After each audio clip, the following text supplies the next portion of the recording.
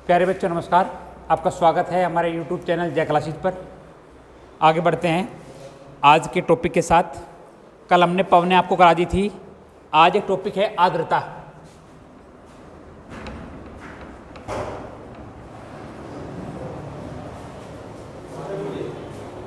बैठो जल्दी। आर्द्रता क्या है ये समझो आप, ठीक है।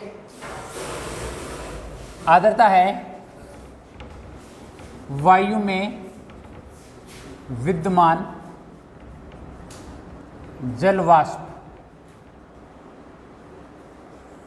को आर्द्रता कहते हैं, ठीक है। जितनी किसी एयर में वाटर वेपर होगी वो आर्द्रता कहलाएगी। इससे रिलेटेड एक सवाल पूछ लेता है कि आर्द्रता को किस यंत्र द्वारा मापा जाता है, ठीक है। किस द्वारा नापा जाता है? हाँ, क्या कहते हैं उसे? हाइग्रोट्रोनी। हाइग्रोमीटर की सहायता से आर्द्रता को नापते हैं। याद रखना, एक्सेप्टेड सवाल हो जाएगा, पूछ सकता है आपसे। ये नापा जाता है हाइग्रोमीटर की सहायता से। हाइग्रोमीटर की सहायता से आपसे एग्जाम एक्सेप्टेड सवाल पूछ सकता है कि ये किसकी सहायता से नापा जाता है, ठीक है। अब इस आर्द्रता का रोल है और वाटर वेपर का रोल है। वायु में दो तीन चीज़ें जो जिनको आपको पता होना चाहिए कि ये किस चीज़ पर डिपेंड करती है और कैसे बनती हैं। वर्षा तो आपको पता चल गया, मैंने अपने पिछले लास्ट टॉपिक में बताया था कि वर्षा क्या है। ये कुर्सी से बैग उठा लो, ठीक है। तो अब हम पहला टॉपिक लेके चलते हैं, ओस, ठीक है। तो हमने क्या किया, ये हमारी अर्थ है, ठीक है। और यहाँ से वायु ऊपर उठी गर्म होकर, ठीक है, अपने साथ लेके चलिए वाटर वेपर, और ये एटमॉस्फेयर में ऊपर पहुंची, ठीक है। जब ये एटमॉस्फेयर में ऊपर पहुंची तो ऊपर जाने पर ये इकट्ठी हो गई। इकट्ठी होने से इस जलवाष्प और वायु के मिश्रण में संघनन हुआ, और संघनन होने से यहाँ जल की बूंदें बन गई, ठीक है। कोई कन्फ्यूजन नहीं है। अगर यही प्रक्रिया ऊपर बन रही है, हाइट पर बन रही है, एक निश्चित हाइट पर, तो ये रूप ले लेगी वर्षा का। अगर यही प्रक्रिया धरातल के पास बने, यही काम धरातल के पास बन जाए, ठीक है, और धरातल के पास टेम्परेचर डाउन हो जाए, ताप कम हो जाए, ठीक है, तो ये जो जलवाष्प है, वाटर वेपर है, ये संघनित हो जाएगी। पहले क्या था कि जलवाष्प संघनित नहीं थी, पार्टिकल्स दूर दूर थे, तो प्रकाश हमारा देखना सब चीज़ उसके आर पार जा रही थी, यानी कि वो ट्रांसपेरेंट थी। लेकिन जैसे ही ठंडी हुई, ठंडी होने से ये बूंदों का रूप ले लिया, या बूंद का रूप ना लिया तो पार्टिकल्स एक दूसरे के पास आ गए। बूंद का रूप नहीं लिया लेकिन संघनन हुआ। ये संघनन था ताप के गिरने के कारण। मौसम रहेगा सर्दी का, सर्दी का मौसम रहेगा तो ताप गिरा, ताप गिरा तो ताप की वजह से तो ये पार्टिकल दूर दूर थे। फिजिक्स की थ्योरी कहती है कि जब ताप बढ़ेगा तो दो पार्टिकल्स के बीच की दूरी बढ़ जाएगी। कारण है कि पार्टिकल्स मूवमेंट तेज कर देंगे, फास्ट शुरू कर देंगे। अब टेम्परेचर गिरा तो ये पास पास आ गए, पास पास आ गए तो बूंद तो बनी नहीं, लेकिन इतने पास आ गए कि प्रकाश इनसे निकल नहीं पा रहा।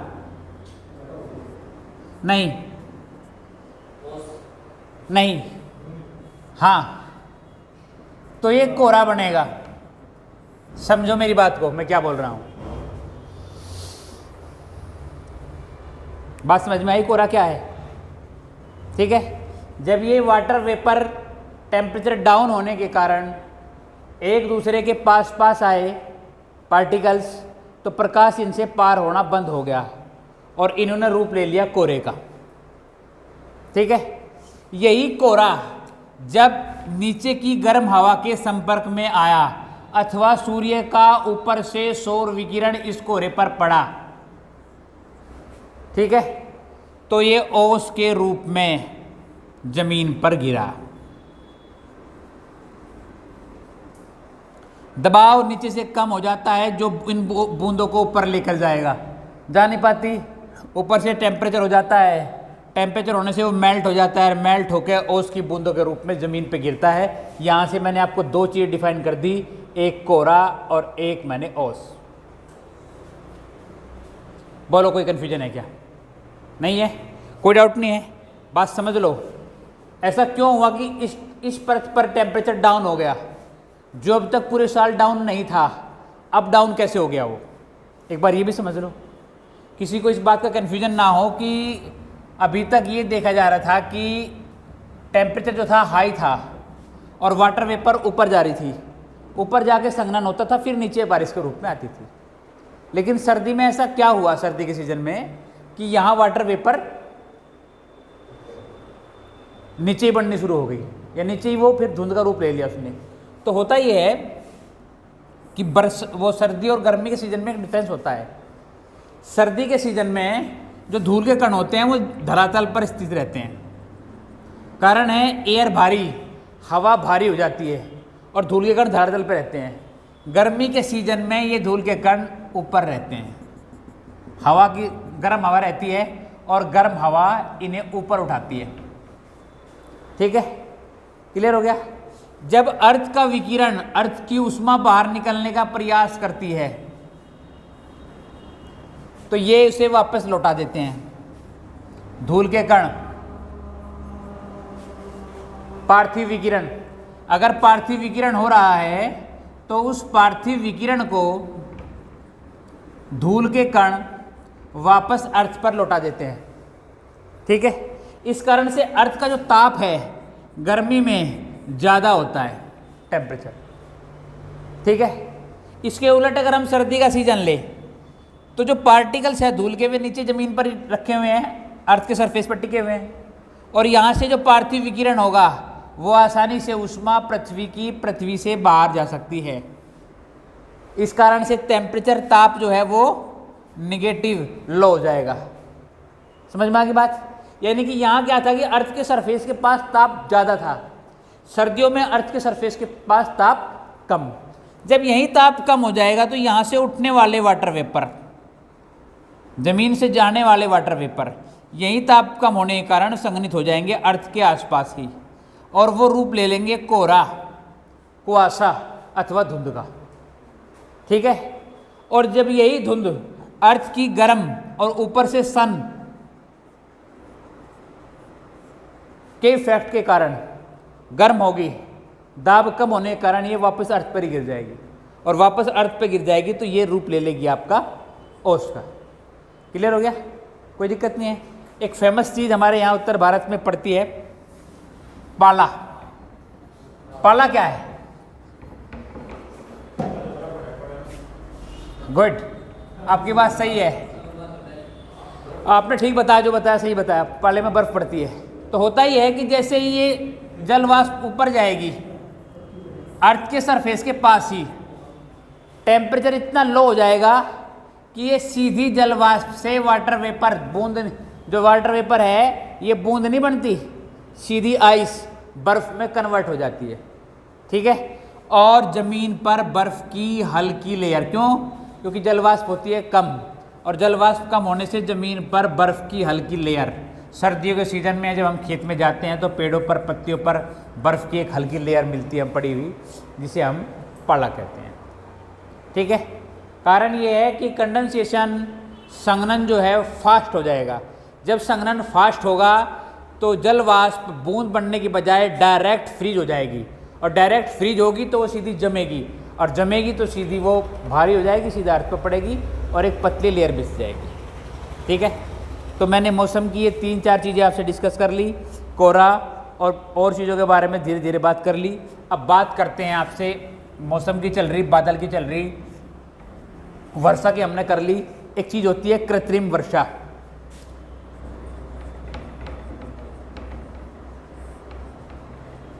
ठीक है, कृत्रिम वर्षा। ठीक है, नोट करो, सर्वप्रथम कृत्रिम वर्षा 1946 में की गई।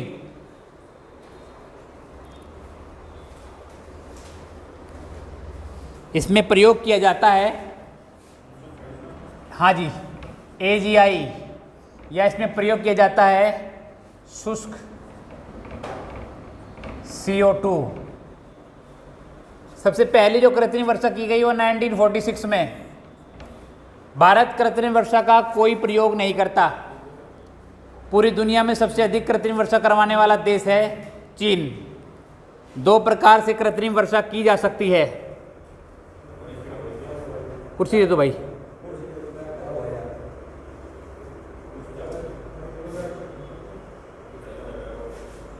अपने अपने बैग अपनी अपनी गोद में रख लो, वरना यहाँ रख दो आगे, इसमें रख दो, इसमें रख दो आगे, यहाँ इसमें नहीं, इसमें अंदर।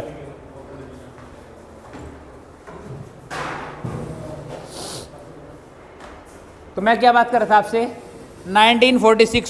1946 में सबसे पहली बार कृत्रिम वर्षा की गई। हम इस चीज़ का प्रयोग नहीं करते। पूरी दुनिया में सबसे अधिक कृत्रिम वर्षा कराने वाला चीन है। इन 2 चीज़ों का प्रयोग करके कृत्रिम वर्षा की जाती है। कृत्रिम वर्षा किस तरह की जाती है इसके बारे में बात करते हैं अभी, ठीक है। पिछले दिनों चीन ने कृत्रिम वर्षा करी, बैलेंस बिगड़ा और वहाँ अत्यधिक वर्षा हो गई, ठीक है। तो ये AGI अथवा शुष्क CO2 क्या कर सकता है कि कृत्रिम वर्षा हो सकती है, ठीक है। कृत्रिम वर्षा के लिए बादलों का होना अनिवार्य है, ठीक है। संघनन होना अनिवार्य है। मैंने आपसे थ्योरी में बताया कि जलवाष्प ऊपर उठेगी, जाती रहेगी जलवाष्प ऊपर, और जलवाष्प संघनित होती रहेगी। एक पर्टिकुलर एरिया में जिसमें जलवाष्प संघनित हो रही, उसे हम बादल बोलते हैं, ठीक है।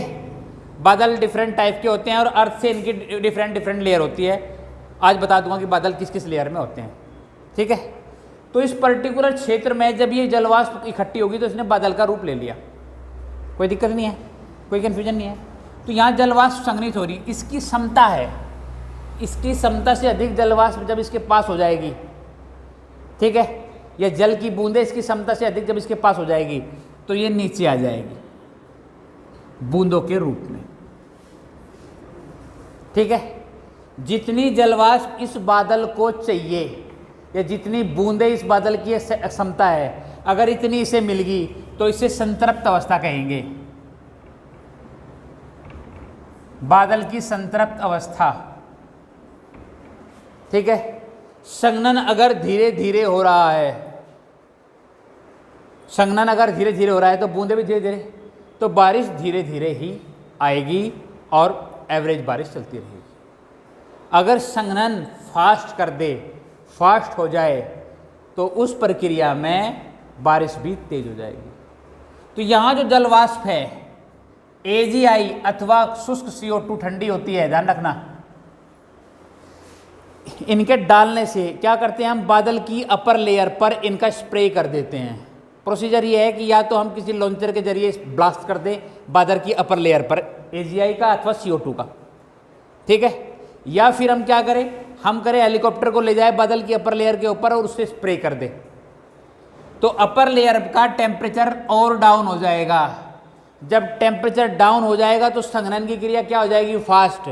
जैसे ताप गिरेगा तो पार्टिकल पास पास आएंगे और संघनन की क्रिया, जलवाष्प के संघनन की क्रिया फास्ट हो जाएगी। और जब यहाँ पहले औसतन सपोज करो 50 बूंद बन रही थी, तो इसके बढ़ने से 100, 150, 200, 500 गति बढ़ जाएगी जितनी हम AGI का स्प्रे करेंगे। जितना हम AGI को बढ़ाएंगे इतना ही यहाँ संघनन फास्ट हो जाएगा। जब संघनन फास्ट हो जाएगा तो बूंदें तेज़ी के साथ बढ़नी शुरू हो जाएगी और तेज़ी के साथ ज़मीन पर वर्षा शुरू हो जाएगी। इस घटना को हम कृत्रिम वर्षा कहते हैं। कृत्रिम वर्षा में पानी कहीं से लाया नहीं जाता, बस पानी के बढ़ने की प्रक्रिया को फास्ट किया जाता है। क्लियर हो गया, कोई कन्फ्यूजन नहीं है। आप पुराने टाइम में, आप विज्ञान था हमारे देश का, आप कहते थे कि अर्जुन ने एक बाण चलाया और वर्षा शुरू हो गई, ठीक है। लेकिन छोरी थी वो आज की आधुनिक मिसाइल से मैच करती थी। अर्जुन हो सकता है कि उस पर AGI या CO2 का प्रयोग करता हो और वो बाण इस स्पीड और इंटेंसिटी के साथ छोड़ा जाता हो कि वो बादल की अपर लेयर के ऊपर जाकर ब्लास्ट करेगा और उसमें विद्यमान AGI अथवा CO2 ब्लास्ट हो जाएगी और वो फैल जाएगी ऊपर। तो वहाँ जो जलवाष्प होगी वो जल्दी से संघनित होगी तो वर्षा होगी, जिसे वर्षावाण कहा गया, ठीक है। कोई कन्फ्यूजन नहीं है, कृत्रिम वर्षा समझ गए आप, ठीक है। मुझे क्या कह रहे? कोई भी मिसाइल, किसी भी मिसाइल के लिए वायुमंडल की बादल वाली परत तक पहुंचना कोई मुश्किल काम नहीं है मिसाइल के लिए। ठीक है, समझ में आ गई बात? जो मैंने बोला उस इशारे को समझो, अगर आप समझ सकते हो विज्ञान को तो। ठीक है, मुद्दे पर आओ। मैंने आपका ख़त्म कर दिया, आर्द्रता ख़त्म कर दिया, कृत्रिम वर्षा ख़त्म कर दी। उसके साथ साथ अब आओ बादल के प्रकार। बादल की 3 लेयर होती है। बादल की 3 लेयर है। एक होती है अपर लेयर, एक होती है मिडिल लेयर,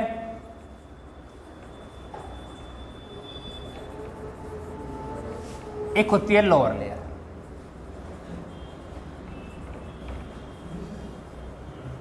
ठीक है, हाइट के अकॉर्डिंग इन्हें डिफाइन किया गया है। ये 6000 मीटर से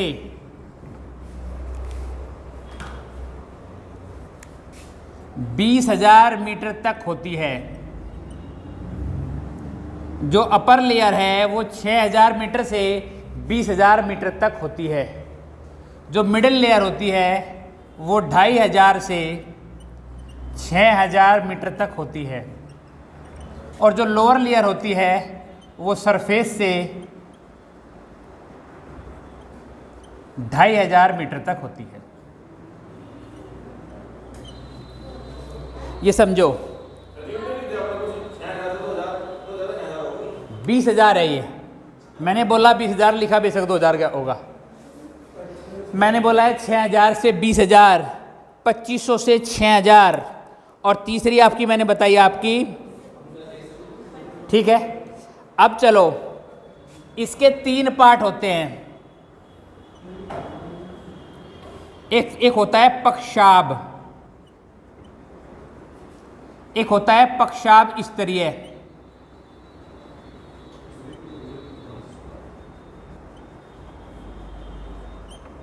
बात समझिए, एक होता है पक्षाभ, एक पक्षाभ स्तरीय, और तीसरा होता है पक्षाभ कपासी।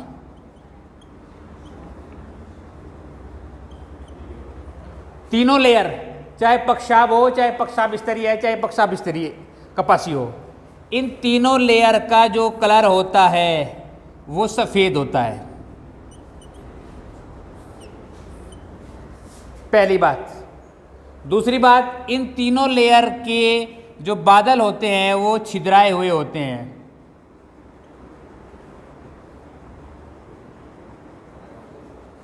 और संघनन बहुत कम।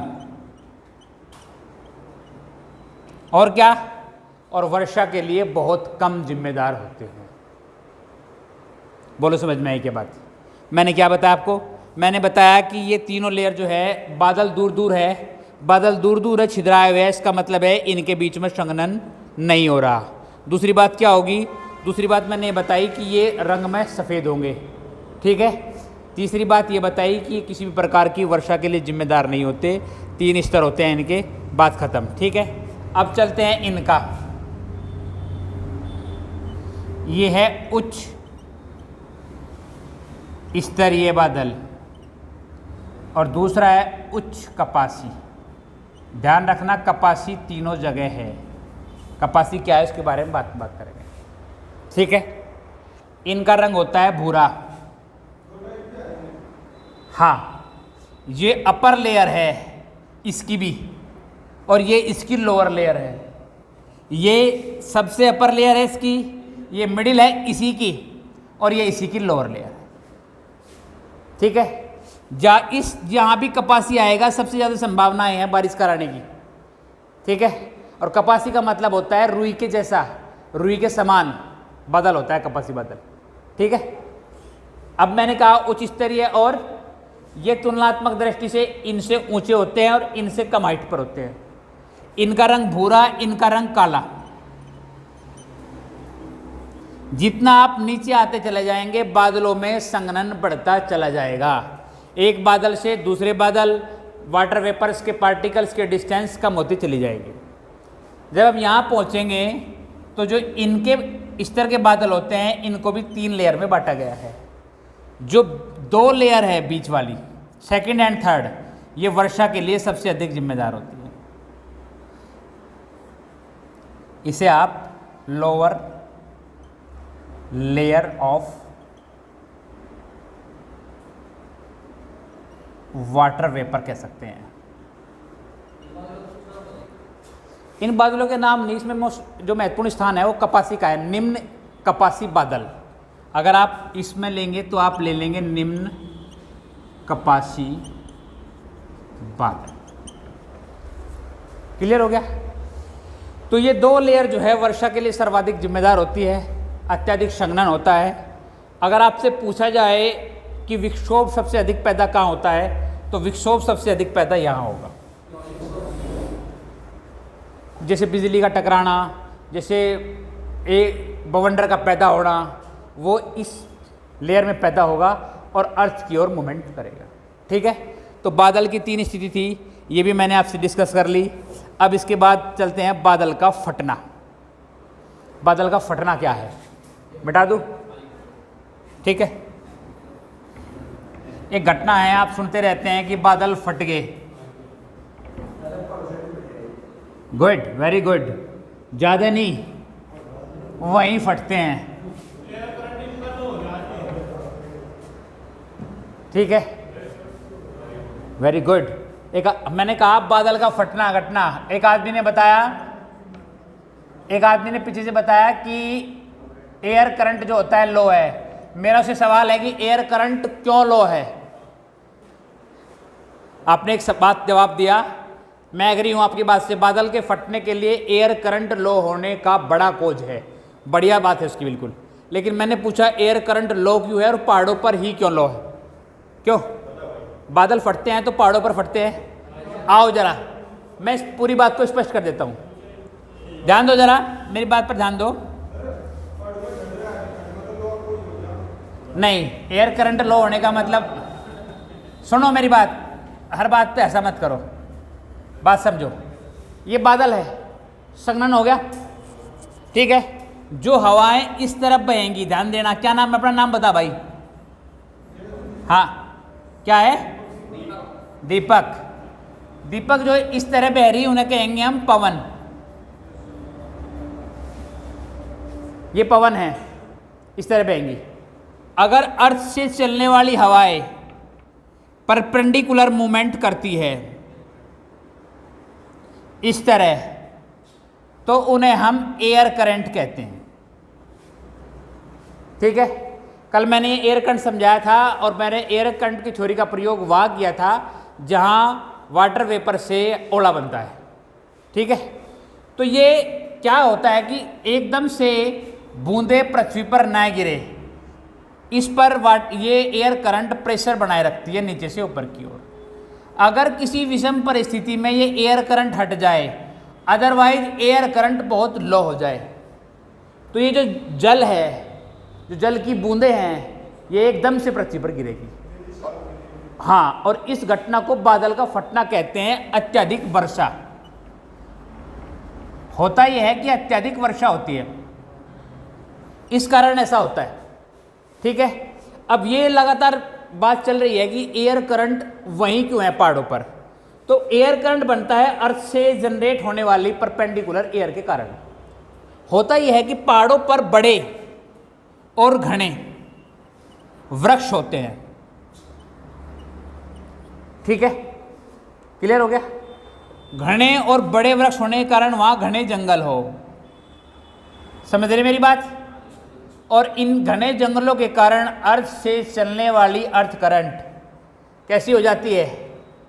या तो कमज़ोर हो जाती है या नए बनती है। नए बनने की स्थिति तो बनेगी नहीं, तो एयर करंट कमज़ोर हो जाएगी पहाड़ी क्षेत्र में ड्यू टू द ट्रीज, पेड़ों के कारण।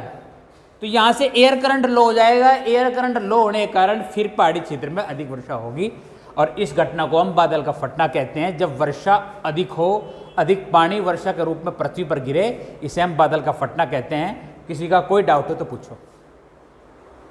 बोल विशाल, क्लियर हो गया? एयर करंट क्यों लो हुआ है समझ में आ गया? तेरी बात सही, तेरी बात से पता चला कि जो है तेने टॉपिक पढ़ रखा था, अच्छा लगा। मिटा दूँ भाई, यहाँ तक किसी को कोई कन्फ्यूजन नहीं है। बादल हो गए, बादल के फटने की घटना मैंने आपसे डिस्कस कर ली।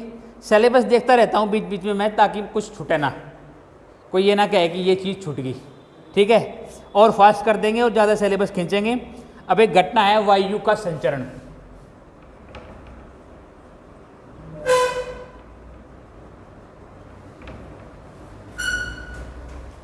ठीक है, अर्थ की किस लेयर से वायु किस तरफ जाएगी, ठीक है, और कितने डिग्री से कितने डिग्री पर मूवमेंट करेगी, इस घटना के बारे में 2 थ्योरी आई।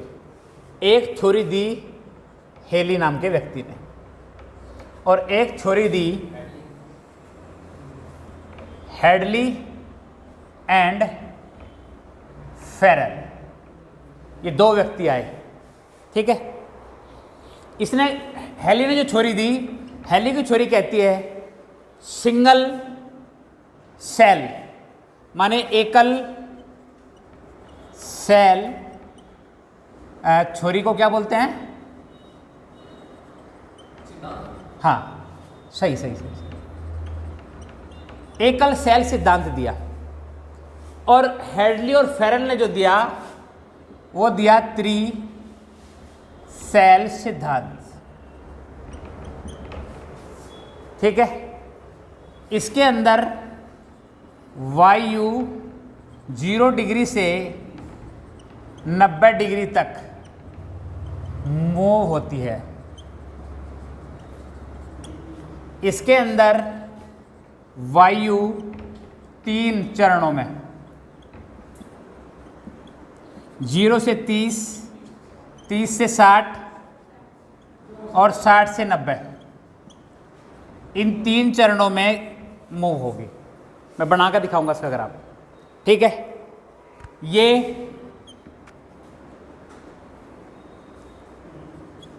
पृथ्वी के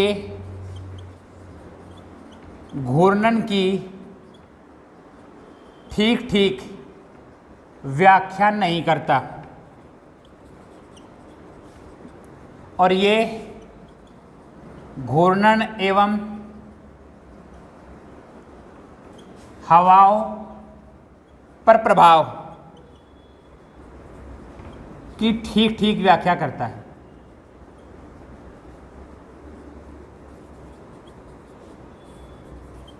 मैंने आपको बताया था कि जब अर्थ रोटेट करती है और अर्थ पर भूमध्य रेखा से ऊपर हवाएं उठती हैं, उन हवाओं पर रोटेशन के कारण एक प्रभाव पड़ता है।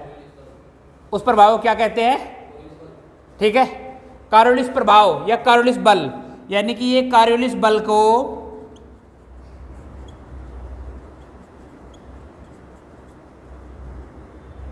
नहीं समझाता और ये इसकी व्याख्या करता है। ये पॉइंट नोट करो, फिर मैं आपको दिखाता हूं कि किसने क्या किया। इन दोनों थ्योरी में इन दोनों लोगों ने क्या क्या कहा, इन्हीं पॉइंट के आधार पर डिफाइन करूंगा। हेली क्या कहता है, हेडली और फेरल क्या कहते हैं, ठीक है। इन पॉइंट को नोट करो एक बार, फिर बढ़ते हैं आगे। घर जाकर कर लेना वीडियो से, चलो कोई बात नहीं, मिटा दूँ। 5-7 मिनट वीडियो और चल जाएगी हमारी, ज़्यादा और क्या होगा। तुम्हारा 10 MB डाटा खत्म हो जाएगा। ठीक है, वीडियो से पॉज करके वीडियो से कर लेना भाई। दीपक, मैं तुझे वीडियो का लिंक दे दूंगा।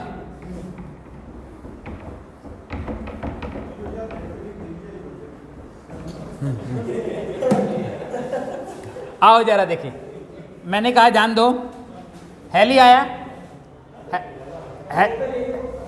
हेली ने कहा ये 0 डिग्री है, ये 30 डिग्री है, ये 60 डिग्री है और ये 90 डिग्री है, ठीक है। मैं केवल एक पोल को डिफाइन कर रहा हूँ। सपोज करो मैं नॉर्थ की बात कर रहा हूँ, साउथ में भी हेली कहता है ऐसे ही होगा, ठीक है। इस क्षेत्र पर आपने पढ़ रखा कि टेम्परेचर हाई हो जाएगा बच्चों, ठीक है। टेम्परेचर हाई होगा तो यहाँ टेम्परेचर T पॉजिटिव और प्रेशर यानी प्रेशर लो हो जाएगा। जब ताप ज़्यादा होगा और दाब कम होगा तो हवाएं ऊपर उठेगी, हल्की होकर ऊपर उठेगी। यहाँ हो गया, फिर कंडेंसेशन कर लो या फिर बहुत सारी एयर इकट्ठी होगी। जब बहुत सारी इकट्ठी होगी तो यहाँ प्रेशर P पॉजिटिव हो गया। हेली कहता है जैसे ही P प्रेशर पॉजिटिव हुआ तो यहाँ से हवाओं का मूवमेंट शुरू हुआ और दोनों अक्षांशों में हवा यहाँ से मूवमेंट करनी शुरू, और नीचे ये पहुँचेगी तो ये पहुँच के हेली ने इसको उतारा है 90 डिग्री पर। हेली कहता है कि ये ध्रुवों पर नीचे उतर जाएगी, ताप कम होने के कारण भारी होगी, भारी होकर नीचे उतर जाएगी और ध्रुवों से एक हवा इस तरफ बहेगी। हेली ने यह डिफाइन कर दिया। ठीक है, जब हेली ने डिफाइन किया तो विद्वानों ने, लोगों ने उससे पूछा कि भाई अगर ऐसा है तो अर्थ का रोटेशन और कार्योलिस बल वो कहाँ गया? क्या कार्योलिस बल इस बात पर कोई प्रभाव नहीं छोड़ेगा? क्या अर्थ का रोटेशन उस पर चलने वाली हवाओं पर कोई प्रभाव नहीं छोड़ेगा? इस बात पर हेली जो है जीरो हो गया। हेली इस बात का सही स्पष्टीकरण नहीं दे पाया। उसने कहा कि मैंने तो ये मानकर थ्योरी को लिखा है या डिफाइन किया है कि अर्थ जो है वो स्टेबल कंडीशन में है, लेकिन रियल कंडीशन तो ये नहीं है। पश्चिम से पूर्व की ओर रोटेट कर रही है, इस कारण से ये बात नहीं चल पाई हेली की। तो जब ये हेली की बात नहीं चल पाई तो तब थ्योरी लेकर आए मिस्टर हैडली, और मिस्टर हैडली ने भी यही चीज़ अलग तरीके से डिफाइन की। ठीक है, इसे त्रिकोशीय सिद्धांत कहते हैं। 0, 30, 60 और 90। ठीक है, हैडली ने भी यही बोला कि यहाँ से दबाव कम होने के कारण हवाएं ऊपर उठी। यहाँ हवाओं का संघनन कह सकते हैं या बहुत सारी हवाएं इकट्ठी हुई, और 30 से 35 डिग्री के बीच में यहाँ हवाएं नीचे उतरी।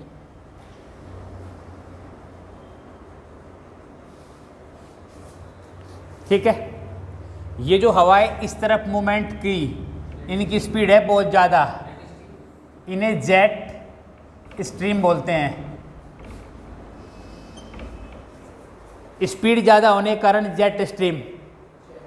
ठीक है, और धरातल से इस तरफ यहाँ भी हवाएं मूवमेंट करेगी। इनको कहा गया व्यापारिक पवनें।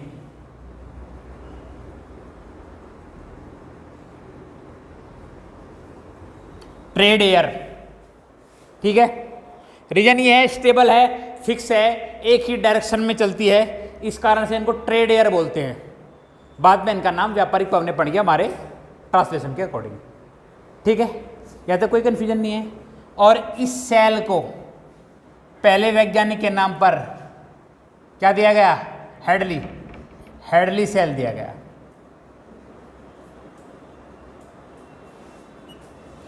बोलो समझ में आए क्या बात? ठीक है, हैडली कोशिका बन गई है, पहला सेल। ठीक, अब इधर आते हैं, यहाँ आ गए हम। यहाँ से यहाँ दाब ज़्यादा है ना, ताप कम है, दाब ज़्यादा है, तो यहाँ से हवाएं इस तरफ चलेगी। ठीक है, यहाँ से हवाएं इस तरफ चलेगी। ये लो प्रेशर बेल्ट है। मैंने आपको बेल्ट पढ़ा रखी हाई प्रेशर लो प्रेशर की। ठीक है, ये लो प्रेशर, ये हाई प्रेशर है, ये लो प्रेशर है, फिर ये हाई प्रेशर है, फिर ये लो प्रेशर है। जब मैंने वायुदाब पेटी पढ़ाई तब मैंने आपको ये बताया था। तो ये लो प्रेशर होने के कारण इधर से भी इधर और इधर से भी इधर हवाएं चलनी शुरू होगी, और यहाँ दोनों के टकराव के कारण ये हवाएं ऊपर उठी, और ये वाली हवा इस तरफ मोमेंट करेगी और यहाँ नीचे उतरेगी। इसको कहा गया ध्रुवीय जेट। ठीक है, क्लियर हो गया? ठीक है, इसको कहा गया ध्रुवीय सेल या ध्रुवीय कोशिका। ठीक है, कोई कन्फ्यूजन नहीं है। यहाँ से ये हवा टकराई, इस तरफ उठी, अब ये यहाँ से इस तरफ मूवमेंट करेगी। इसको कहा गया फेरेड फोर्स। बोलो समझ में आई क्या बात? बोलो, यहाँ तक किसी को कोई कन्फ्यूजन हो समझा दो, बता दो मुझे। कोई डाउट है? नहीं है? इस तरह से हवाओं के वितरण को, हवाओं के संचरण को जो राइट थ्योरी थी वो दी गई आपकी हेडली और फेरल के द्वारा। हेडली और फेरल ने 3 संचरण में इन्होंने यहाँ इनके मुड़ने का कारण दिया। क्या कारण दिया? कॉरियोलिस बल, कॉरियोलिस प्रभाव। इन्होंने कहा कि 35 डिग्री पर, जिसे हम क्या कहते हैं अश्वक्षांश, 30 से 35 डिग्री पर हवाएं नीचे की ओर आएगी और एक परपेंडिकुलर दबाव बनाएगी सरफेस पर। अगर सरफेस वाटर सरफेस है तो भी और लैंड सरफेस है तब भी। इस कारण से वाटर सरफेस पर इस एरिया में चलने वाले जितने भी शिप है उन्हें डूबने का खतरा बना रहता था पुराने टाइम में, जब ज़्यादा पावर के जनरेटर या इंजन नहीं होते थे हमारे पास। तो उस स्थिति में वो अपने शिप में रहने वाले घोड़े और सामान को नीचे गिरा देते थे ताकि वो भार कम हो जाए और ये एयर जो प्रेशर है इसको मेंटेन किया जा सकता है। इस कारण से इस अक्षांश को अश्व अक्षांश भी कहते हैं। कारण है कॉरियोलिस प्रभाव। क्लियर होगा? तो यहाँ हेडली फेरल ने बढ़िया थ्योरी के जरिए तीनों लेयर में चलने वाले प्रभाव को दर्शाया। इसे आप विष्णुवत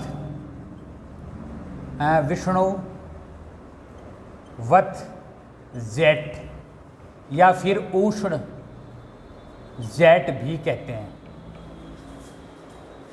ठीक है? इस वाले जेट को आप ध्यान रखना शीतोष्ण जेट बोलते हैं। ठीक है?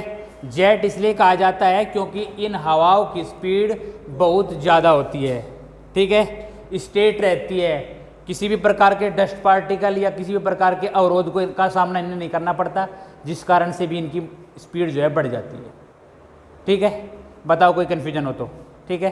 तो आज मैंने आपके सामने बादल की लेयर, बादल के अंदर और वाटर वेपर से होने वाली, अर्थ की सरफेस पर होने वाली एक्टिविटीज़ को डिफाइन करा, उनके बारे में बताया। उसके साथ साथ फिर अर्थ पर चलने वाली हवाओं के बारे में बात कर ली कि अर्थ पर कौन सी हवा किस तरह चलती है। उसके अलावा बादल के फटने की प्रक्रिया के बारे में बात कर ली कि बादल की फटने की प्रक्रिया क्या है और कृत्रिम वर्षा क्या है, इसके बारे में बात कर ली। आशा है कि आपको हर एक टॉपिक पूरा सही समझ में आया होगा। कोई कन्फ्यूजन, कोई डाउट हो तो मैं अभी आपका डाउट ले सकता हूँ, या नेक्स्ट क्लास में आपको दिक्कत होगी तो नेक्स्ट क्लास में पूछ सकते हैं, कोई दिक्कत नहीं। ठीक है? कोई डाउट नहीं, कोई कन्फ्यूजन नहीं। ठीक है? तो आपने हमारा वीडियो देखा, इतने ध्यान से देखा, उसके लिए बहुत बहुत धन्यवाद। विशाल ने बहुत बढ़िया फीडबैक दिया, उसके लिए भी बहुत बहुत धन्यवाद। Thank you very much.